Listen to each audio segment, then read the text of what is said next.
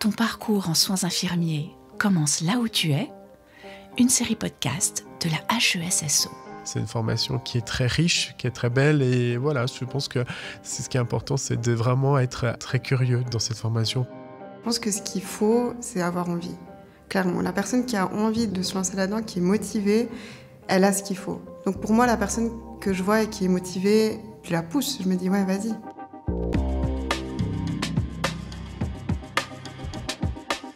Être au bénéfice d'une formation bachelor en soins infirmiers, c'est être une professionnelle ou un professionnel compétent et polyvalent, capable de répondre aux défis complexes du secteur de la santé.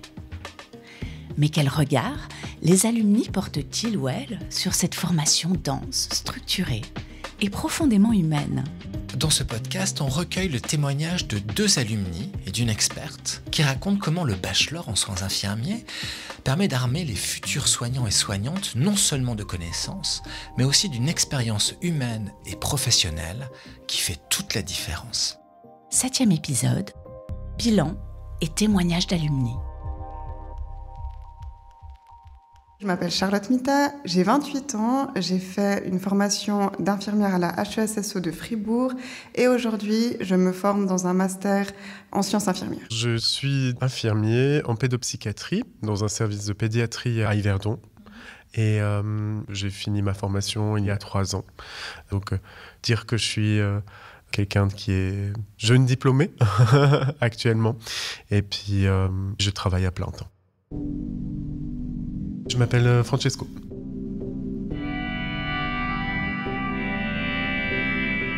J'ai commencé par faire un CFC en horticulture.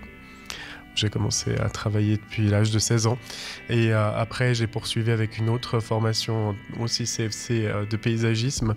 Et puis après, petit à petit, je me suis dit que c'était plutôt un métier passion, ce que je faisais, et pas forcément un métier que je voulais vraiment pratiquer. Par la suite, je me suis intéressé en allant faire des stages en EMS, en fait. Ça m'a beaucoup plu. Et puis, j'avais envie d'aller un petit peu plus loin.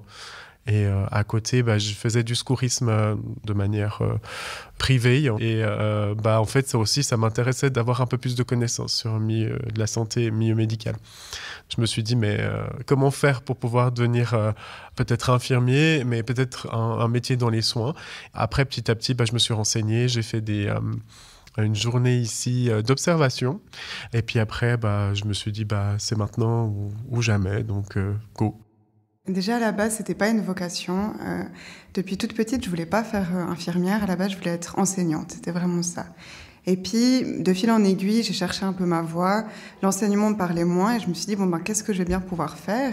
Et c'est là où les soins infirmiers m'ont intéressée. Et au tout début, j'avais pas forcément un intérêt, une envie passionnelle d'aller dans ce domaine-là. Et puis, c'est plutôt, en fait, de fil en aiguille, en faisant la formation et en commençant, que j'ai eu vraiment cet intérêt pour le domaine. Et puis j'ai commencé ma formation à Fribourg. J'ai fait mes 3 ans de bachelor. Après mes études de bachelor, je ne pouvais pas commencer directement le master. Donc ils demandent de toute façon 2 ans. Donc je suis partie dans la vie active pendant 4 ans avant de débuter. Et puis finalement, le master, il a pas mal évolué entre-temps. Et ce qu'il proposait après mes 4 ans de pratique, ça m'intéressait beaucoup. On était vraiment plus sur un autre rôle qui est de clinicienne spécialisée et qui me parlait beaucoup plus. Et pour moi, c'était l'idée en fait de continuer de me former, développer ma pratique et d'avoir une position un peu plus méta pour pouvoir apporter peut-être des choses nouvelles dans les équipes de soins, pour pouvoir avoir une autre vision. Et c'est ça qui m'a motivée pour le master et qui me motive encore plus aujourd'hui.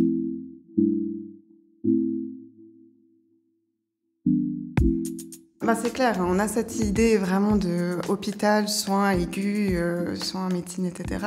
Et puis en fait, la profession d'infirmière, c'est ultra vaste. Il y a tellement de manières différentes d'évoluer que ce serait impossible de toutes les décrire, mais on peut aller soit dans les soins aigus, soit dans les soins de longue durée, tout un aspect de promotion de la santé où il y a beaucoup de développements qui se font. Et puis moi, concrètement, ce que je fais avec mon master, c'est plutôt, comme j'ai dit, un poste de clinicienne. Et du coup, je serais plutôt dans la recherche en fait de comment amener des nouvelles techniques de soins, des nouveaux projets en fait pour les soignants et comment les implémenter dans les équipes. Et du coup, comment développer la pratique infirmière Pour qu'elle évolue en fait, pour qu'on soit toujours plus au niveau de la qualité, sécurité des patients, et puis faire évoluer la pratique. J'ai une formation aussi au niveau de la politique, du droit, qui me permettent d'avoir vraiment une idée des enjeux au niveau des soins infirmiers, du système de santé, etc.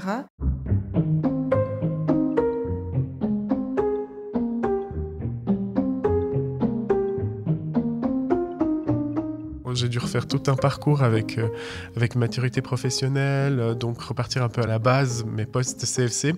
J'avais autour des 24 ans, 25 ans. Et c'était pour moi le bon moment de profiter de faire ce changement-là. Moi, je suis quelqu'un qui se lasse peut-être vite des choses, donc j'ai besoin d'un renouvellement ou bien toujours d'un nouvel objectif. Et dans ce cas-là, je me suis dit, voilà, dans les soins, c'est que tous les jours, c'est différent. Tous les jours, on apprend des choses. Tous les jours, en fait, on se renouvelle, je dirais même, pour pouvoir être un peu à la page et à jour. Donc, du coup, c'est vraiment chouette. Tu te souviens ce que c'était tes aspirations personnelles en commençant la formation ? Peut-être au départ, on se dit « Ah, mais on va pouvoir sauver des vies ». Puis en fait, petit à petit, je me suis rendu compte que c'était pas que ça, en fait. Que c'était bien plus que ça, en fait. C'était vraiment un accompagnement très proche des patients et vraiment, voilà. Moi, c'est vrai que c'était quelque chose, moi, qui me parlait beaucoup, de cette longueur de l'accompagnement et vraiment de cette prise en charge. Moi, je sais que je suis quelqu'un qui n'aurait pas peut-être pu travailler aux urgences, par exemple. Je suis plutôt dans la réflexion et puis de voir qu'est-ce que les possibilités pour cette personne, qu'on puisse l'accompagner au mieux dans sa situation. Tu as été diplômée en 2021. Oui. C'est juste.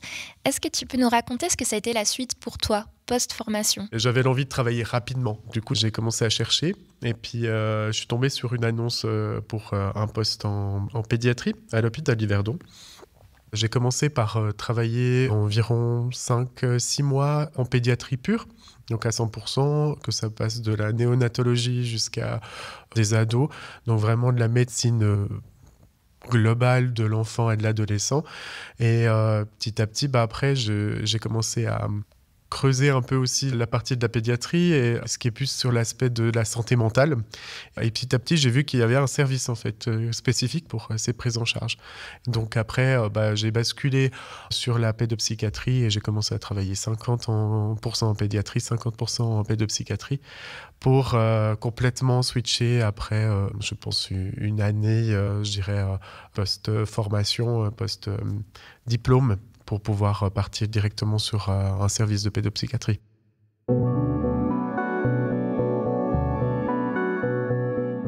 Dans le service que j'ai commencé, donc en pédiatrie, j'avais des collègues qui m'aidaient bien sur l'aspect, je dirais, technique de certaines prises en charge, mais surtout néonatologiques, donc très spécialisées. J'ai pu en fait bénéficier au sein du travail, mais peut-être pas assez, je dirais, dans mes connaissances que j'avais apprises en faisant ma formation. Bon, on y va. On va faire les choses bien et se donner un peu plus de réconfort pour pouvoir affronter cette journée. On apprend quasiment tout sur le terrain, enfin vraiment beaucoup. L'école, elle nous apporte beaucoup d'aspects théoriques, de développement, etc., qui sont des soutiens vraiment importants, des outils. Mais sur le terrain, on se rend compte de comment les mobiliser, de comment avancer, surtout dans les soins aigus. Au niveau de l'organisation des soins, on n'a pas vraiment de notion de comment on s'organise, comment on gère les priorités. Ça, on a beaucoup d'apports théoriques. C'est quoi une décompensation ? C'est quoi des signes qui nous disent que ton patient va pas bien ? Et puis tout d'un coup, tu es sur le terrain, devant ton patient qui va pas bien, qu'est-ce que tu fais ? Et ça, c'est vraiment des moments où moi, j'étais paumée, perdue au début. Et c'est vraiment avec les professionnels sur le terrain que j'ai vraiment compris, OK, j'ai les clés théoriques, mais comment concrètement je prends en charge mon patient ? Comment concrètement je le gère ? Mais on apprend aussi à partager, à développer. On est en équipe, on en parle beaucoup. Socialement, cette formation et puis mon diplôme d'infirmière, il m'a apporté énormément de choses, énormément de compétences, d'ouverture aussi. J'étais quelqu'un de plutôt introverti. C'est clair que quand tu es amené à partager tes émotions, ça développe des compétences sociales que j'avais pas forcément avant. Ça m'a développé aussi des connexions, plein de connaissances que j'avais pas avant, des personnes hyper intéressantes. Donc, il y a un réseau qui se crée encore aujourd'hui. et qui est génial. Toutes ces compétences sociales et ce réseau et ce tissage que je fais, ça me valorise en tant qu'infirmière dans ma place de professionnelle. Et puis c'est chouette de pouvoir partager avec d'autres professionnels, avec d'autres anciens étudiants sur moi ce que je fais, eux ce qu'ils font. Donc ça me valorise beaucoup, ouais. Allez-y, parce que ceux qui viennent maintenant, c'est la prochaine génération d'infirmiers. Ils ont leurs idées nouvelles, ils ont de nouvelles perceptions pour le futur, et puis on en a besoin. Donc vraiment, venez avec votre lumière, votre nouveauté, et puis votre énergie, et go, quoi. Ouais.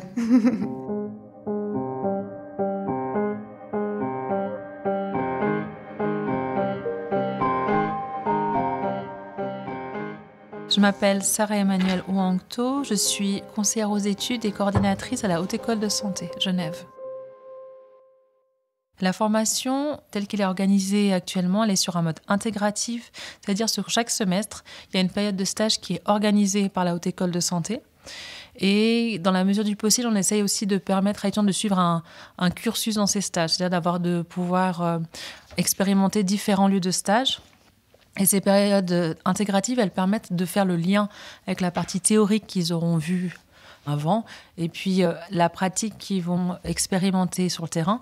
Ça leur permet, au-delà d'intégrer les connaissances, aussi de vivre la réalité du monde professionnel des soins infirmiers. Quels sont vraiment les principaux besoins d'un étudiant aujourd'hui en soins infirmiers, et puis peut-être aussi les défis qui se présentent? Alors, le besoin, la motivation. Parce que je pense qu'il y a des étudiants qui auront plus de facilité que d'autres. Maintenant, l'école, elle met vraiment les moyens pour que l'étudiant, j'ai envie de dire, quel que soit son parcours, puisse atteindre ses objectifs. Il faut qu'il saisisse les opportunités et les modalités qui sont mises en place pour l'accompagner. Donc je pense qu'il ne faut pas se décourager peut-être en se disant je ne suis pas à l'aise dans tel ou tel domaine. Il faut juste se dire que si je ne suis pas à l'aise, je vais devoir fournir un effort plus grand peut-être que quelqu'un qui a des facilités. Par exemple, si on parle de mathématiques ou de sciences ou de capacité d'apprentissage, je pense qu'il faut vraiment se dire qu'on peut développer des stratégies d'apprentissage. C'est vrai qu'on a maintenant beaucoup d'étudiants, mais on a une équipe pédagogique qui essaye de suivre et de les accompagner au mieux pour qu'ils puissent mener à bien leurs études. Je pense qu'il faut dépasser l'envie d'aider. Souvent, ils nous disent j'ai envie d'aider. Voilà, ils sentent qu'ils ont une fibre un peu pour l'autre. Et je pense qu'il faut vraiment dépasser ça parce qu'on doit atteindre un niveau de haute école, c'est-à-dire se donner les moyens au niveau des stratégies d'apprentissage. Et puis, de plus en plus, on parle de baser sa pratique sur les données probantes. Ça veut dire sur les fruits de la recherche, de s'actualiser. Ça veut dire être aussi en capacité de, tout au long de sa carrière, de se former, de se mettre à jour, de s'intéresser. Donc, il faut de la curiosité intellectuelle.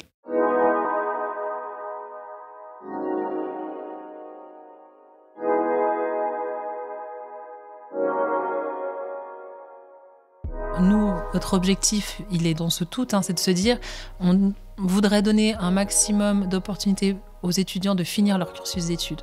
On est bien conscient qu'il peut y avoir des aléas sociaux, des aléas financiers, des problématiques de santé ponctuelles ou chroniques. Et puis, dans la latitude que nous donne le règlement d'études, on peut aménager le cursus d'études pour que ces étudiants arrivent au bout de leur formation, dans de bonnes conditions.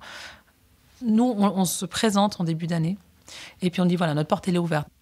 Et peut-être une dernière chose, et là je me base un peu sur votre parcours à vous, comme on parle avec des alumni, j'ai réalisé qu'en fin de bachelor, il y a quand même une pléthore de possibilités de carrière. Est-ce que vous pourriez nous en dire un petit peu plus ? Alors, il faut comprendre que ce bachelor, des fois, c'est une question qui nous arrive. Est-ce que, à la fin du bachelor, je peux travailler tout de suite ? Oui, avec un bachelor en soins infirmiers, on est tout de suite employable.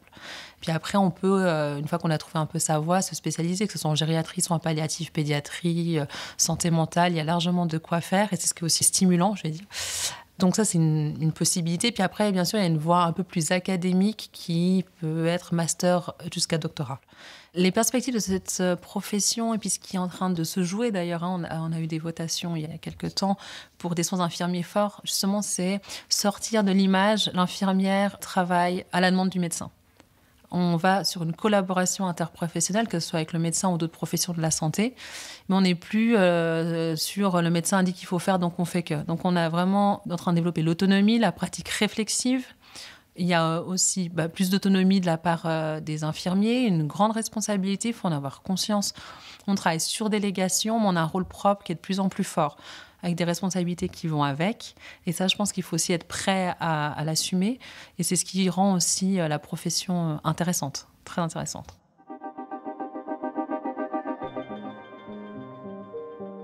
C'était Ton parcours en soins infirmiers commence là où tu es, une série podcast de la HESSO. Merci à Charlotte Mita, Francesco Herede et Sarah Emmanuel Wangto d'avoir accepté de participer à ce podcast. Pour plus d'informations sur la formation en soins infirmiers de la HESSO, rendez-vous sur le site outues.ch ou -tu-es.ch.